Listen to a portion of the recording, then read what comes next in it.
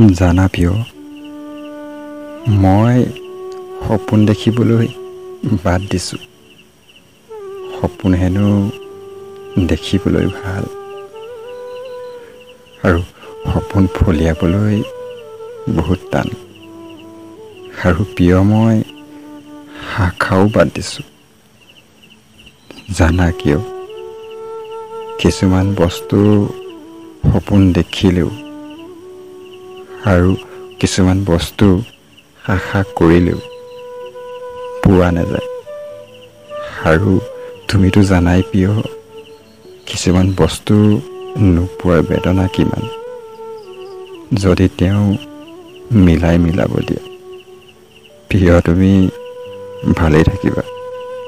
মই আহিছোঁ। Okay bye.